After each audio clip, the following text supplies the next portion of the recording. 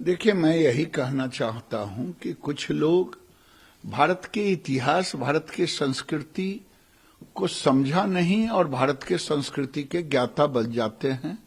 जो लोग विदेश से जब आते हैं तो भारत में ज्ञान बांटते हैं। सनातन भारत पूरा विश्व गुरु रहा है। विवेकानंद को शिकागो में देखें, यही हिंदुत्व है, यही हिंदू है। अगर आरएसएस को गाली दे रहे हैं, आरएसएस को समझना शायद उनके लिए इस जन्म में तो नहीं होगा।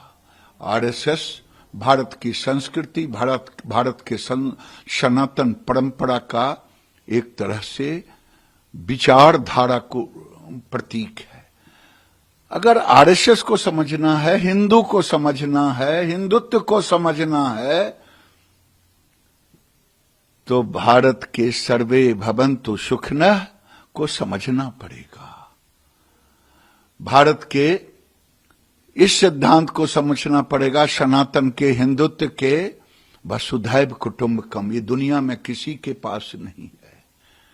कोई गाली दे रहे हैं कि राम नाम लेने वाले काल में ही हो गए, ये राक्षसी हैं। उनको पता नहीं है कि भारत की संस्कृति में नाम, देवी देवताओं के धर्म में यही धर्म है जो बैतरनी पार करने वाले धर्म है। अजामिल की कहानी पूरे हिंदू धर्म में चरितार्थ है। जो पथगामी हो गए, पथ अलग हो गया, पथ भ्रष्ट हो गए, उनके बच्चे जब हुए, विद्वान थे, तो उन्होंने अपने नाम को, बेटे के नाम का नारायण रख दिया। राम राम नारायण करते करते वो भी मोक्ष को प्राप्त हो गए।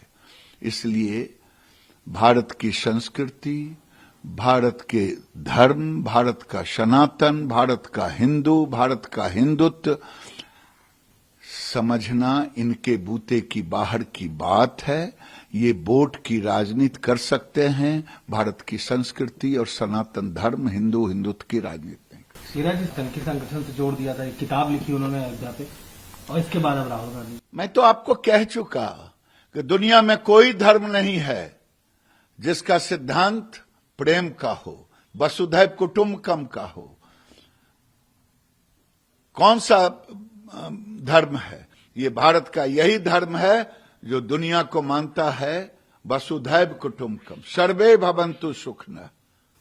ये कोई नहीं कहता है कि तुम हमारे धर्म को नहीं मानोगे तो तुम अलग हो गए। हम तो सबको मानते हैं और हमारा नीति भी है सबका साथ, सबका विकास।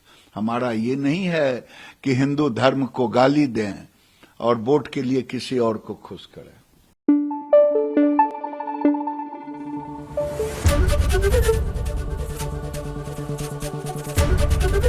एबीपी न्यूज आपको रखे आगे।